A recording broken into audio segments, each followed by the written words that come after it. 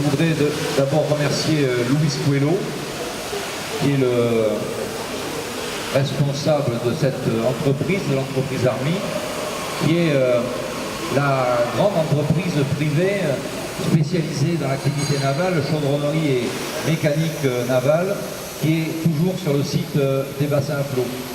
C'est pour cela que cette conférence de presse organisée avec mes deux collègues et amis, Sandrine Doucet, députée de la circonscription, et Corinne Guillemot, conseillère départementale, qui est donc le binôme que nous formons tous les deux sur le 4e canton de Bordeaux. Mais moi, je suis ici surtout en qualité de conseiller régional, administrateur du Grand Port Maritime de Bordeaux. Nous avons choisi de faire cette conférence de presse ici, dans les locaux industriels de l'entreprise Army. Cette entreprise a été installée il y a à peu près 40 ans, à cet endroit-là, justement parce qu'il y avait les formes de radoub qui étaient à disposition et à proximité. Ces formes de radoub, elles datent de la fin du 19e siècle. Elles ont été classées il y a peu de temps grâce à l'action de Dominique Santagne, qui est ici, que je remercie, l'ancien président du Grand Port Maritime de Bordeaux. Et elles ont servi jusqu'en 1997, où le dernier bateau qui a été asséché se trouve être un bateau du Conseil général, c'est-à-dire le Médocain, qui était un bac de passage des eaux. Il faut savoir que c'est en 1988 que pour la première fois, on s'est ému de ce qui se passait au bassin à flot à la fermeture de la compagnie des pêches lointaines, qui était une compagnie de chalutiers qui allait pêcher sur les bancs de Terre-Neuve et qui avait son port d'attache à Bordeaux. En 1988, cette compagnie a fermé et le sénateur Boeuf, à l'époque, qui était également conseiller général de ce canton, s'en était ému parce qu'il voyait déjà les problématiques d'avenir des outillages du grand port de Bordeaux et des bassins à flot. À partir de cette époque jusqu'en 1997, pendant 9 ans, les formes ont surtout servi à l'entretien, la maintenance et la réparation des bateaux que l'on pourrait dire administratifs, c'est-à-dire les bateaux du port, les dragues, les grues, etc., mais aussi les bateaux du Conseil général de passage d'eau, c'est-à-dire les bacs. Et à partir de 1997, les formes ont été abandonnées. Ce qui a eu un impact important sur l'activité de l'entreprise Army, qui fonctionnait à 100% sur les activités maritimes et navales.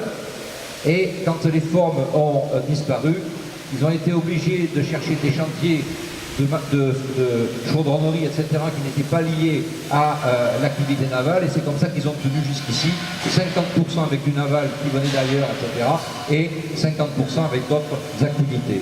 Donc il était important que, symboliquement, nous puissions faire cette conférence dans un lieu de vie, un lieu d'emploi productif, dans cette grande entreprise Army. Il est bien évident que lorsque le directeur du port actuel, M. Masson, a présenté au conseil de surveillance du Grand Port Maritime le projet de remettre en état les installations des bassins à flot pour développer un nouveau pôle naval, ça a été bien sûr pour beaucoup d'habitants du quartier, mais pour les élus que nous sommes, une grande nouvelle. Il faut savoir qu'à cette époque, en 2011, la mairie de Bordeaux s'était immédiatement, comment dirais-je, n'a pas voulu soutenir ce projet. Le maire de Bordeaux avait dit qu'il fallait que ce nouveau quartier soit essentiellement dédié au logement et à de l'emploi tertiaire, et qu'il ne souhaitait pas voir se développer de l'emploi industriel. Seul, et je vais vous donner une petite anecdote parce que c'est intéressant, seul son ancien premier adjoint, Hugues Martin, qui siégeait au conseil de surveillance du port, était pour ce projet. Et Hugues Martin m'a informé en 2011 du projet du port que personne ne connaissait à l'époque et m'a informé de la position du maire. Il lui avait dit même, si on ne fait pas ça, tu vas avoir l'ordre qui va te mordre les mollets tout le temps. Et Juppé lui avait répondu, j'ai promis à la promotion immobilière de faire en sorte qu'il n'y ait pas d'activité industrielle. Le temps a passé. Immédiatement, je me suis, avec mes amis qui n'étaient pas encore élus, Sandrine Doucet, députée, Corinne Guillemot, mis à disposition du port, dont je n'étais pas l'administrateur encore, et j'avais écrit une lettre à M. Masson, le directeur, en lui apportant le soutien du conseiller général à l'époque de ce canton et aussi conseiller régional. Et c'est comme ça que la polémique, entre guillemets, politique s'est déclenchée et qu'il y a eu des grandes joutes verbales sur pourquoi faut-il des emplois industriels productifs et pourquoi il n'en faudrait pas. Au bout d'un moment, la situation a évolué, car on s'est rendu compte, enfin, certains se sont rendus compte, nous on le savait, que la venue des grands bateaux, des paquebots fluviaux qui ont pris attache à Bordeaux, pouvaient se trouver en insécurité en ce qui concerne leur entretien, mais surtout leur avarie, car ils n'avaient jusque-là aucun outillage qui convenait à leur problématique.